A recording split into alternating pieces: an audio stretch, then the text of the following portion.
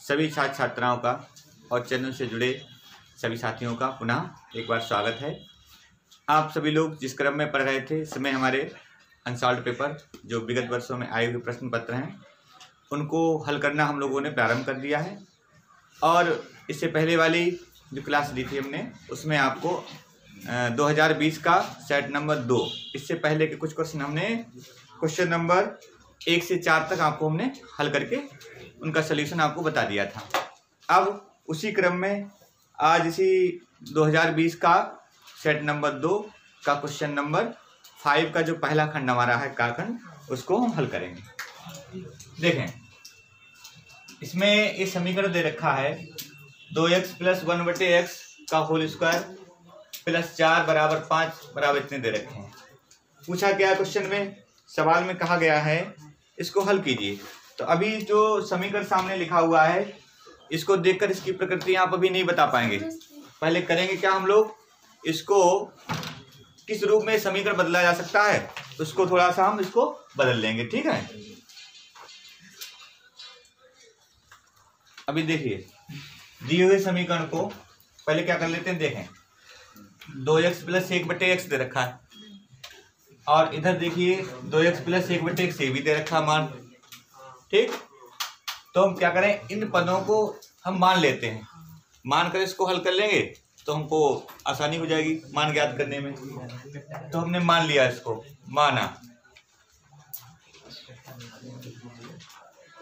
2x + 1/x दे रखा है, इसको हम मान लिया y मान लिया।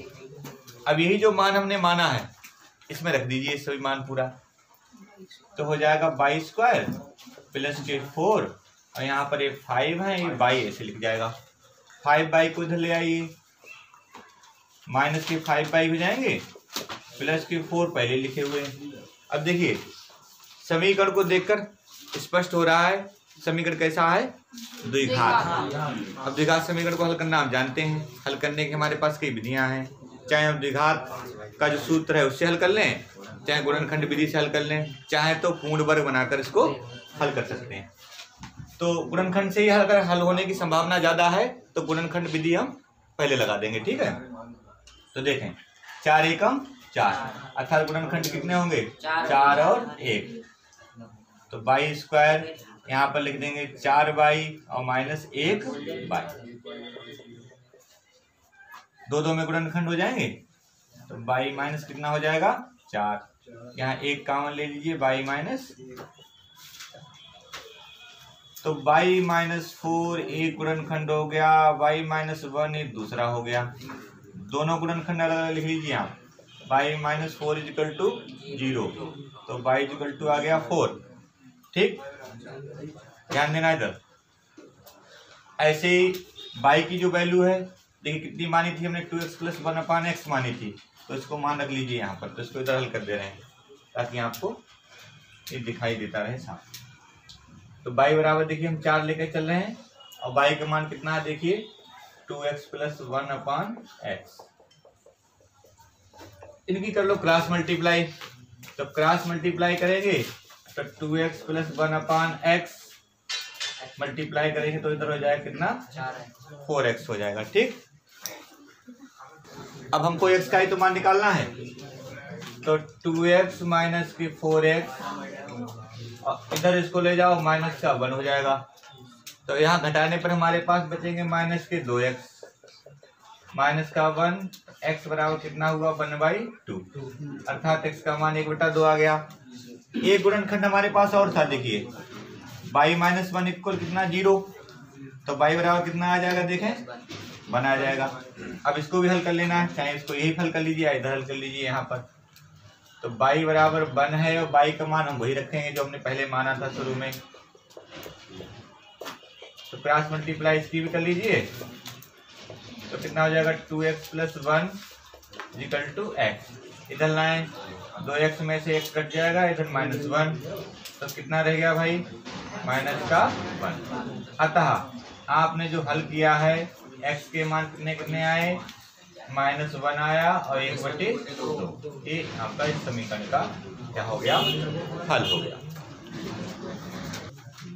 मान लिया आप इसी प्रश्न को यदि बाई ना माने, अगर हमको इसको डायरेक्ट हल कर लें ऐसे तो ऐसे भी हो सकता है। कैसे हल करेंगे देखें। सबसे पहले देखिए 2x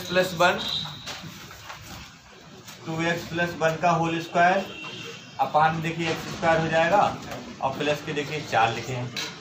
यहाँ इस 5 से ऊपर गुणा कर लीजिए तो 5 दूनी 10 और प्लस के 5 अपान में x।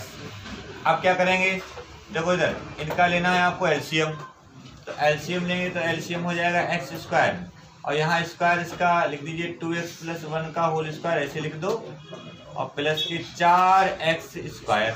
ठीक है, 10x प्लस 5 बटे x। ठीक है, इतना हो गया काम इसका।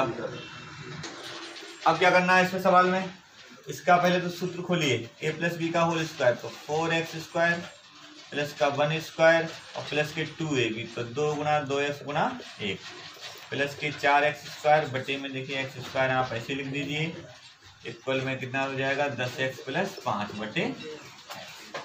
अब क्या करेंगे, 4 4 तो ये कितने हो गए 8 हो गए, 8x स्क्वायर प्लस के 2 दूनी 4x हो गए। ठीक है, अब प्लस के कितने हो गए 2। ठीक, प्लस के 2 हो गए बटे में देखिए कितना चल रहा था एक्स स्क्वायर। यहाँ ध्यान दीजिए यहाँ पर 10x प्लस के 5 बटे में कितना चल रहा है, देखो x ही तो है। हम चाहें तो इसको इस वाले मान को एक को कैंसिल कर सकते हो, x यहाँ से काट दीजिए x बचेगा, या नहीं काटेंगे तब भी हमारा गुणनखंड बन जाएगा। तो इसको आप ऐसे लिख दो क्योंकि यहाँ पर वो दे रखा है इसमें x नॉट इजिकल टू 0, तो क्योंकि x कॉमन हो रहा है तो x नॉट इजिकल टू 0 भी दिखाना है तो वो भी दिखा लेंगे। तो कैसे करेंगे, तो बच गुणा करो उनकी, तो x से यहाँ गुणा हो जाएगी, कितना हो जाएगा बताओ, यहाँ इसकी गुणा कर दीजिए तो कितना हुआ 8x क्यूब प्लस के 4x स्क्वायर प्लस के 2x। यहाँ इसमें से एक, हाँ एक, ये तो गुणा वाला है। ठीक है, इसमें इसको एक है रखो तभी गलती हो रही। अब देखिए कोई बात नहीं, इसको देख लो, कैलकुलेशन ध्यान रखना, 2 दूनी 4 x ही तो लिखेंगे, प्लस का 1 ऐसे रखो तो प्लस का 1 हमने लिख लिया। अब इसमें देखो गुणा करिए आप तो 8x घात 3 हो जाएगा और प्लस के 4x स्क्वायर हो जाएंगे, प्लस की कितना हो जाएगा x। इसकी इधर गुणा कर लो तो 10x घात 3 और प्लस के 5x स्क्वायर। सभी पदों को एक तरफ ले आओ, तो आप चाहे तो डायरेक्ट घटा भी दो लाके इधर, तो 8 में से 10 घटेंगे, घट जाएंगे और प्लस के 4x स्क्वायर है और ये माइनस का हो जाएगा इधर आके और प्लस का x बराबर 0। अब देखिए पहले इनमें घटा लीजिए तो कितने बच गए, माइनस के 2x क्यूब, कितने बचेंगे क्यूब, इनको आपस में घटा दीजिए कितने रह जाएंगे माइनस एक्स स्क्वायर और प्लस का x। अब माइनस एक्स आप कॉमन कर लो, तो जब माइनस एक्स कॉमन करोगे तभी क्या बचेगा एक्स स्क्वायर प्लस का x। देख लीजिए यहाँ पर जो सही लिखे हुए हैं इनका घटाया हमने, जो इसको घटा के लिखा, कितना बचा है यहाँ पे 2 लिख दीजिए, 2 तो बचेंगे और माइनस का कितना बचा x, बनी तो बचेगा।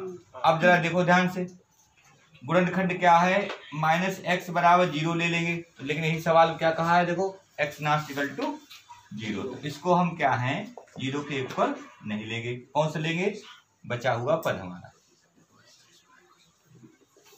अब इसके गुणनखंड कर सकते हो आप, क्या 2 एकम 2, 2 को ऐसे तोड़ो, घटा दे कितना आ जाए 1, इसे डायरेक्ट हो जाएगा, तो आप ऐसे भी कर सकते हो। ठीक, अब देखिए ये उत्तर नंबर आपका 5 का खा है, खा खंड में इसको 1 plus sec A upon sec A equal to sine square A upon 1 minus cos A हमको सिद्ध करके लाना है। तो कैसे सिद्ध करेंगे, देखिए इसकी LHS हम लेके चल रहे हैं, तो 1 प्लस सेक ए अपान क्या रहेगा, देखो सेक ए। हम आपको पहले बता चुके हैं जब संयुग्मी से गुणा भाग करने की स्थिति हो तो आप संयुग्मी वाली विधि अपनाया करो, जिससे आसानी से सवाल आपका हो जाएगा। तो 1 प्लस सेक ए है, इसका संयुग्मी क्या हो जाएगा 1 माइनस सेक ए हो जाएगा, तो गुणा भाग कर दो इनको, तो ये कर रहे हैं, थोड़ा लाइन बच जाएगी सेक ए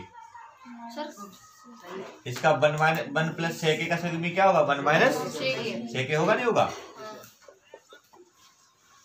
ठीक, ऊपर क्या हो जाएगा 1 माइनस सेक स्क्वायर ए पद बनेगा हमारा।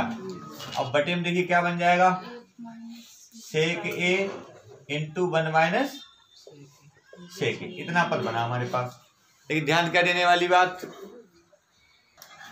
देखो चूंकि सर्वसंख्या क्या होती है यहाँ दिखा दिया हमने अलग, सर्वसंख्या होती है सेक स्क्वायर ए माइनस का टेन स्क्वायर ए बराबर 1। अब यहां से इस 1 को इधर ले आओ तो सेक स्क्वायर ए माइनस 1 बराबर क्या हो जाएगा टेन स्क्वायर ए हो जाएगा। ठीक, अब यहाँ सर्वसंख्या के हिसाब देखिए यहाँ पर 1 माइनस सेक स्क्वायर है और यहाँ क्या है देखिए सेक स्क्वायर माइनस 1, तो यहाँ अगर हम माइनस कॉमन ले लें तो इधर बन जाएगा ये सेक स्क्वायर ए माइनस 1 बन जाएगा, नहीं बन जाएगा? और यहाँ से भी अगर हम माइनस कॉमन ले लें बटे से, ये हर जो रखा हर में देखिए लिखा है तो ये भी उलट के लिख जाएंगे हमारे, लिख गए। इस माइनस कैंसिल कर दीजिए, इसको देखिए हम क्या लिख सकते हैं पूरे पद को टेन स्क्वायर लिख सकते हो हम, तो लिख दीजिए आप टेन स्क्वायर यहाँ पर। और इधर देखिए सेक को हम 1 कॉस हम चेंज कर सकते हैं, ऐसे इस सेक को 1 कॉस लिख सकते हैं, लिख जाएगा। ठीक, अब टेन को भी आप लिख सकते हो क्या sign square A upon cos square ए लिख सकते हो आप। इधर देखिए इधर इनका एलसीएम ले लीजिए ब्रैकेट के अंदर, तो 1 माइनस कॉस ए हो जाएगा बटे cos A into cos A, तो क्या हो जाएगा कॉस स्क्वायर ए हो जाएगा। एक कॉस स्क्वायर कैंसिल कर दीजिए तो ऊपर क्या बचा देखो साइन स्क्वायर ए अपान क्या रह गया 1 माइनस कॉस ए, हमको लाना था तो सिद्ध हो गया LHS इक्वल टू RHS। इसी तरह से अब अगला क्वेश्चन आपका इसी का खंड है, इसमें गा खंड, इसको कैसे हल करेंगे देखिए। ये प्रश्न संख्या आपकी 5 है, 5 का गा खंड है। इसमें क्या कर रखा है क्वेश्चन में, कहा है कि निम्नलिखित बारंबारता सारणी से विचलन विधि द्वारा समांतर माध्य ज्ञात कीजिए। तो देखिए विचलन विधि क्या होती है, जो समांतर माध्य निकालते हैं तो x बार बराबर a plus sigma F I you I upon sigma F into H. अब करना क्या है, इतने जो हमको ये फार्मूला लगाने के लिए हमको ये इतने कॉलम बनाने पड़ेंगे पहले, और इन कॉलम में जो भी जिसकी आवश्यकता हो रही वह मान जब पूरा हो जाएगा तो सभी मान निकालने के बाद हम इस फार्मूले में रखेंगे और हमारा सवाल पूरा कंप्लीट हो जाएगा।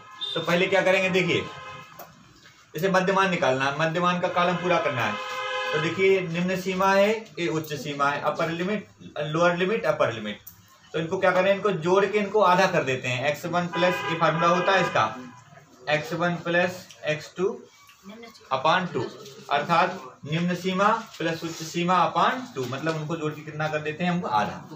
तो 0 और 10 जोड़िए कितने बन गए 10, आधा करेंगे कितना हो जाएगा 5 हो जाएंगे। ऐसे इनको जोड़िए कितना हो गया 30, आधा कर दीजिए कितना हो गया 15। लेकिन क्या है समय बचाना है तो कुछ थोड़ा सा हमें ध्यान भी देना चाहिए। देखिए यहाँ पर कितना अंतराल है 10 का है, अगर एक बार आपने मध्यमान निकाल लिया तो 10 जोड़ते जाइए, पूरी टेबल आपको प्राप्त हो जाएगी। अर्थात हमने इसमें 10 जोड़े कितने हो गए 15, इसमें 10 जोड़ो कितने हो जाएंगे, अब 10 जोड़ दीजिए और 10 जोड़िए, ठीक है कंप्लीट हो गई। अब हमको क्या है ये वाला कॉलम बनाना है, तो इसमें विशेष रूप से क्या ध्यान रखना है, विशेष रूप से ये ध्यान रखना है हमको सबसे पहले ए मानना पड़ता है, ठीक है। ए क्या है विचलन, क्या कहलाता है विचलन। तो जैसे यहाँ पर देखिए 1 2 3 4 5, ए माना कहाँ जाता है, जो मध्यमान वाला कॉलम होता है उसको हम ए मानते हैं। तो अब जैसे मान लिया पदों की संख्या विषम है, ठीक है, तो बीच का पद आसानी से मिल जा रहा है, और मान लिया पदों की संख्या सम है तो बीच का पद ही लेना है आपको, चाहे एक इधर चाहे एक ऊपर ज्यादा चाहे एक नीचे ज्यादा।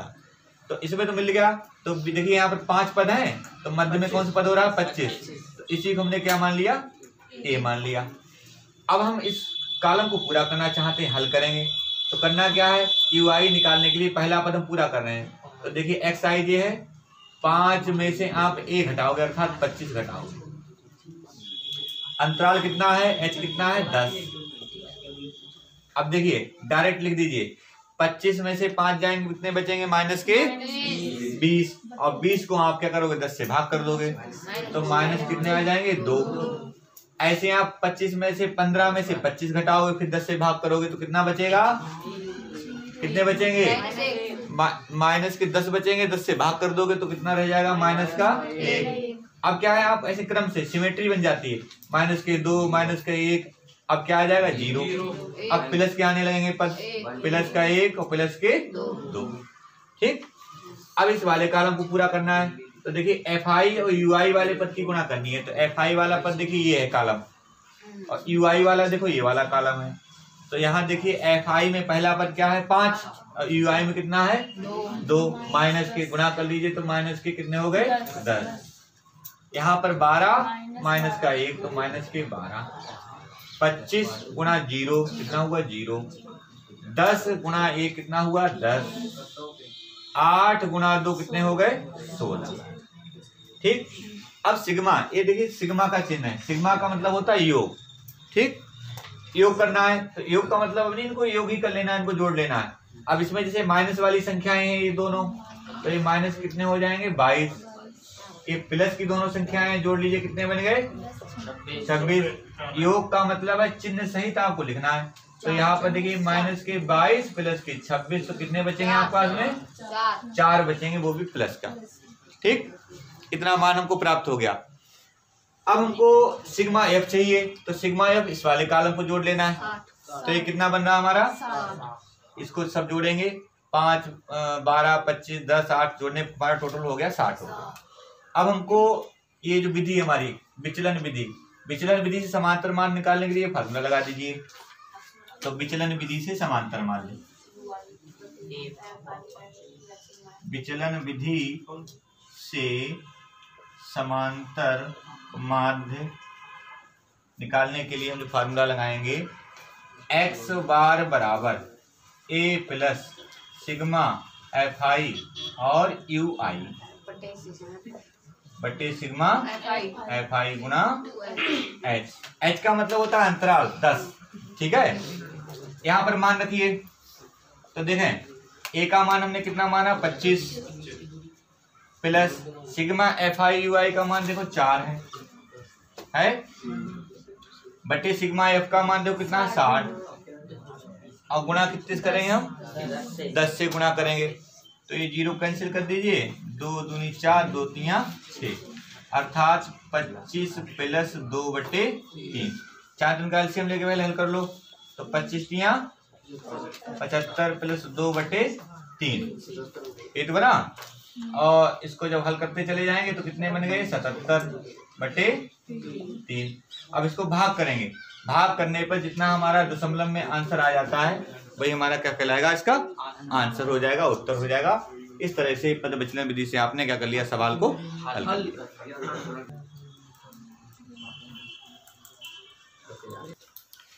देखिए क्वेश्चन नंबर ये 6 का जो का खंड है ये भी अच्छा प्रश्न है। क्वेश्चन इसलिए अच्छा है क्योंकि कई बार आया हुआ भी है और आप अंसाल उठा के देखेंगे तो ये आपको कई बार रिपीट में भी मिल जाएगा। जैसे कहा है कि सवाल में एक नाव की शांत जल में चाल दे रखी है 15 किलोमीटर प्रति घंटा। देखो हमने लिख रखा है एक नाव की चाल है शांत जल में कितनी है 15 किलोमीटर प्रति घंटा। सवाल में कह रखा है कि नाव धारा की दिशा में जाती है 30 किलोमीटर और पुनः 30 किलोमीटर वापस आ जाती है। तो नाव द्वारा धारा की दिशा में 30 किलोमीटर जाना और 30 किलोमीटर पुनः वापस आ जाना। धारा की दिशा मान लिया इधर को हमने मार दिखा दी है और फिर ये वापस भी आ जाती है। तो जाने में और आने में जो कुल समय लगता है वो कितना लगता है 4 घंटे 30 मिनट, अर्थात 4 घंटे पूरे और आधा घंटा। 30 मिनट का मतलब क्या हुआ, आधा घंटा हुआ। तो 4 से 1/2 हमने इसको घंटे में लिख लिया, 1 घंटे हो गए। ठीक है, आवर एक्स माने आवर मतलब घंटे, कितने घंटे समय हो गया। इसको सही रूप में लिखें तो 4 दूनी 8 1 9 9/2 अर्थात इतने घंटे कुल समय हो गया। पूछा गया क्वेश्चन में, कहा है कि धारा की चाल ज्ञात करिए। क्या निकालिए, धारा की चाल। तो हमने मान लिया, माना धारा की चाल हमने मानी x किलोमीटर प्रति घंटा, x किलोमीटर प्रति घंटा। अब देखिए सिद्धांत क्या रहेगा सवाल निकालने का? आपको जो चाल दे रखी है उस चाल को लेकर के और दूरी को लेकर के और समय को लेकर के, ठीक है, चाल और दूरी की सहायता से कुल समय निकाल लो, इधर से जाने का समय और आने का समय। यह कुल समय किसके बराबर होगा? 9/2 घंटे अर्थात 4.5 घंटे के बराबर होगा। अब समय कैसे निकालेंगे? समय बराबर सूत्र क्या होगा? समय बराबर चाल बराबर क्या होता है? दूरी बटे समय होता है। तो समय बराबर दूरी बटे क्या हो जाएगा? चाल हो जाएगा। तो अब हमने चाल देखी x मान ली है, लेकिन समस्या क्या है? एक सिद्धांत इसमें और लगेगा। जब आप धारा की दिशा में जाते हो, जैसे धारा बह रही हो, उसी दिशा में आप चलते जा रहे हैं, तो ऐसा लगता है कि वेग हमारा बढ़ गया, ये तो महसूस करते हैं हम लोग। और यही धारा के विपरीत आते हो तो हम कितना भी तेज चलने का प्रयास करें तो ऐसा लग रहा है कि हमारा वेग क्या हो रहा है? धीरे धीरे कम हो रहा है। तो पहले तो हमको ये देखना है कि धारा की दिशा में हमारी नाव का वेग कितना होगा, और फिर धारा के विपरीत दिशा में नाव का वेग कितना होगा। तो धारा की दिशा में जब हम चलते हैं तो हमारा वेग बढ़ता हुआ हमको क्यों महसूस होता है? क्योंकि हमारे वेग में धारा का वेग जुड़ जाता है, हमारे वेग में धारा का वेग जुड़ जाता है। और धारा जब बह रही हो उल्टी दिशा में अर्थात विपरीत दिशा में हम आ रहे हो तो हमारा वेग कम हो जाता है। तो उसमें क्या है? हमारे वेग में से धारा का वेग कम हो जाता है। हमेशा धारा का ही वेग जुड़ता है और धारा का ही वेग घटता है, ये ध्यान रखना है। तो धारा की दिशा में देखो, धारा की दिशा में पहले तो देखना है नाव की चाल। तो धारा की दिशा में नाव की चाल, तो पहले तो देखो नाव की चाल शांत जल में कितनी है? 15। अब जिधर धारा बह रही है उधर ही ये नाव चली जा रही है, ठीक। तो हमने क्या बताया था? वेग बढ़ जाता है। तो हमने धारा का वेग हमने इसमें जोड़ दिया। अब धारा की दिशा में इतनी चाल हो गई। अगर नाव की चाल देखी जाए धारा की दिशा में तो अब इतनी होगी। ये तो शांत जल में है, जब जल बह नहीं रहा, ठहरा हुआ पानी है जब, ठीक।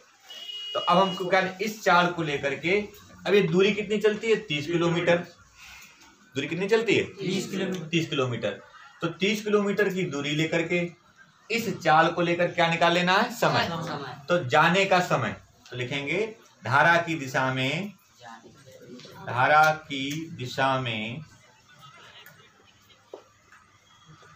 जाने का समय। समय बराबर सूत्र आप लगा देंगे दूरी बटे, ये तो होता है फार्मूला। अब जिस धारा की दिशा में कितना जाना पड़ रहा है? 30 किलोमीटर। और चाल कितनी है धारा की दिशा में? देखो 15 + x। तो इस समय हो गया घंटे, आवर। एक तरफ समय निकाल लिया हमने। अब एक हम वापस आने का समय निकालेंगे। तो वापस वाली हमको चाल चाहिए। जब नाव धारा की दिशा से वापस लौट के आएगी तो वापस की चाल चाहिए। तो वापस की चाल कैसे निकालेंगे? देखेंगे वापस आने का या धारा के विपरीत, वापस कह लो या धारा के विपरीत। तो धारा के विपरीत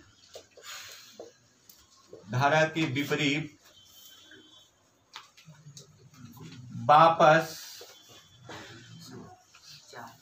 आने पर नाव की चाल पहले तो लिखो। अब देखिए नाव की चाल कितनी है? 15।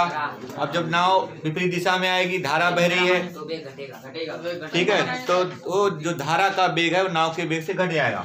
अर्थात 15 था और 15 में से x कम हो जाएगा और ये वेग है। अभी इस तरफ हम चाल निकाल रहे हैं। क्या निकाल रहे हैं? चाल। तो पहले हमारे पास चाल देखिए 15 थी। नाव हमारी 15 के वेग से चल रही है, लेकिन विपरीत दिशा में चल रही है नाव के। तो 15 जितने वेग से चल रही है उतने वेग से नहीं चल पाएगी। क्यों चल पाएगी? क्योंकि धारा का वेग जो है उसके वेग को कम कर देगा, नाव के वेग को कम कर देगा। तो कितना कम कर देगा? x। तो हमने किलोमीटर प्रति घंटा एक चाल हो गई। अब निकालना है हमको समय। तो समय जो होगा, समय बराबर वही होगा दूरी बटे चाल। तब देखिए विपरीत दिशा में नाव यहाँ से फिर वापस आ रही है यहाँ, तो दूरी क्या है? वही 30 किलोमीटर। अब चाल कितनी है? 15 - x। ये हो गया समय। हो गया इतना समय। ये दोनों समय निकले हैं, धारा की दिशा में जाने का समय और धारा की दिशा में वापस आने का, विपरीत दिशा में आने का समय। एक कुल समय दे रखा है सवाल में, तो हम लिखेंगे प्रश्नानुसार अकॉर्डिंग टू क्वेश्चन। कुल समय देखो भाई कुल समय सवाल के हिसाब से दे रखा है 9/2 घंटे है। और अगर हम अपने प्रश्न के हिसाब देखें तो इन दोनों समय को जोड़ने पर ही तो कुल समय हमको मिलेगा। तो इन दोनों समय को हम जोड़ लेंगे। तो यहाँ आगे लिखे देने हम इसको 30/15 प्लस x, ठीक। और ये समय है 30/15 माइनस x बराबर 9/2। अब ये दो समीकरण हमको प्राप्त हो गए। एक समीकरण हमको प्राप्त हो गया, बस इस समीकरण को हल करेंगे और x का मान हमको आसानी से प्राप्त हो जाएगा। तो पहले इसको लिख लीजिए, फिर आगे इसको बताते हैं हल करना। अब देखिए, जो समीकरण हमको प्राप्त हुई है इस समीकरण को हल कर लेना। तो क्या करेंगे, पहले तो आप एक काम करिए, सरल हो जाए समीकरण, तो 30 कॉमन ले लीजिए। तो जब हम 30 कॉमन लेंगे, 30 हमने कॉमन लिया तो ब्रैकेट के अंदर हमारे पास देखिए क्या बच रहा है, 1/15 प्लस x और इधर 1/15 माइनस x बराबर देखिए 9/2। अब ये 30 चाहो तो इसके बटे में भेज सकते हो आप। और इधर इनका एलसीएम लेंगे तो देखिए बीजीय पदों का एलसीएम कैसे लेते हैं, बीजीय गुणनखंड है उनको आप ऐसे गुणा में लिख लो, ये इनका क्या हो गया एलसीएम हो जाता है। और ये 15 माइनस x से यहाँ गुणा कर लेंगे और 15 प्लस x से यहाँ बन की गुणा कर लेंगे। 30 को हम यहाँ बटे में लिख सकते हैं, 9/2 गुणा 30, गुणा वाली संख्या बटे हमने भेज दी। 3 3 9, 3 एकम 3। ऊपर देखिए x से x वाला पद घट गया, ठीक है। 15 30 यहाँ वर्गांतर लगा दो, 15 का स्क्वायर माइनस x स्क्वायर। यहाँ पर 3 बटे कितने हुए 20। अब काटना चाहे तो देखो 3 एकम 3 हो जाएगा, यहाँ 3 एकम 3 हो जाएगा। तो ये 10 बटे यहाँ पर देखिए 225 15 का वर्ग होता है और 1/20 ये तो बना। क्रॉस मल्टीप्लाई कर लो इनकी, तो क्रॉस मल्टीप्लाई करेंगे तो इधर हो जाएगा कितना 200, इधर हो जाएगा 225 minus x square. x square वाले पद को ले आओ इधर, तो 225 में से 200 लेंगे घटा तो कितना हो गया 25। अब देखिए इतना मान आया, इसको हम इधर हल कर दे रहे हैं। तो x बराबर √25 अर्थात इसका वर्गमूल लेंगे तो कितना आएगा प्लस माइनस 5, ठीक है। तो अब क्या करना है हमको, प्लस वाली वैल्यू लेकर लीजिए। अतः धारा की चाल कितनी होगी 5 किलोमीटर प्रति घंटा। ये धारा की चाल हमको प्राप्त होगी।